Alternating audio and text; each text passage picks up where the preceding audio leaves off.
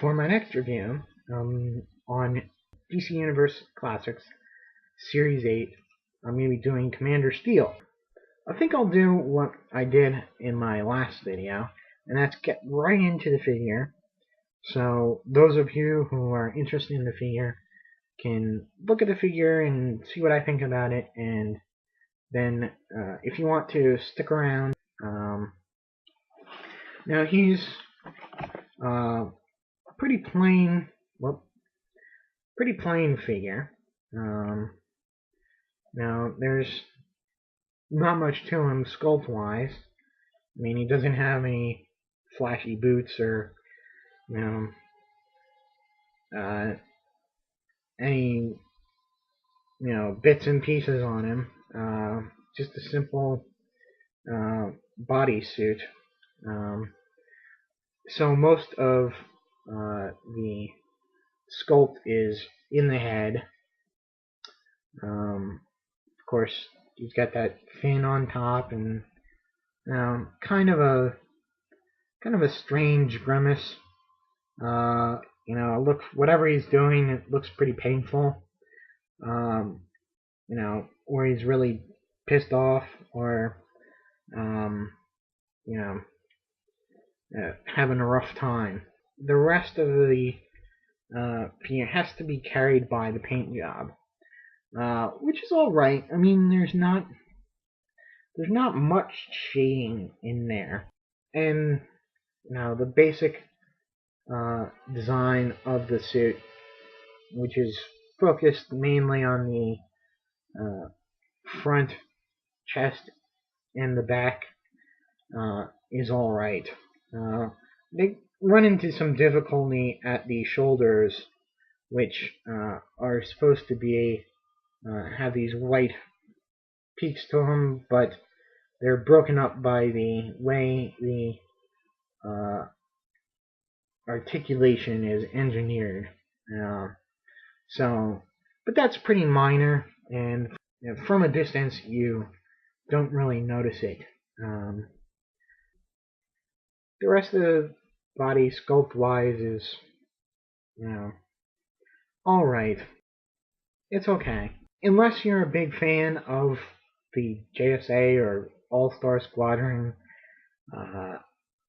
it's not really a must-have figure. If you want Giganta, maybe get him just for the piece of Giganta that comes with him.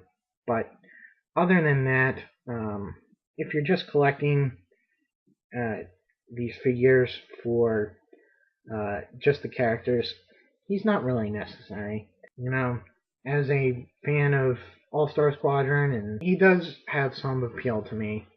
But again, he's not one of my favorites, and of this group, he's probably the weakest.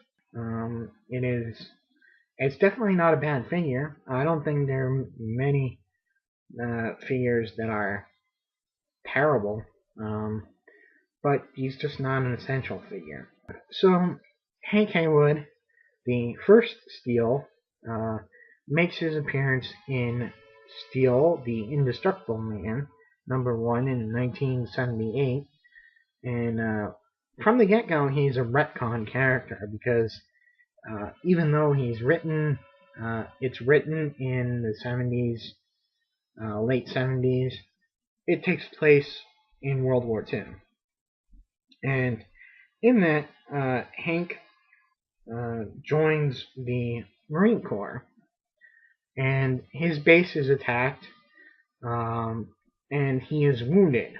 And he gets a acquaintance, or I think it's an old professor, to replace his damaged body parts with experimental mechanical ones, thus giving him the name Steel. So he keeps these enhancements secret for a while, and being wounded, he gets a desk job back in the States, and he creates this Steel identity as a mystery man, as they called him back then. and to fight fifth colonists and saboteurs on the home front. And this leads him to joining the All-Star Squadron. And, he goes through the war, but because of the crisis,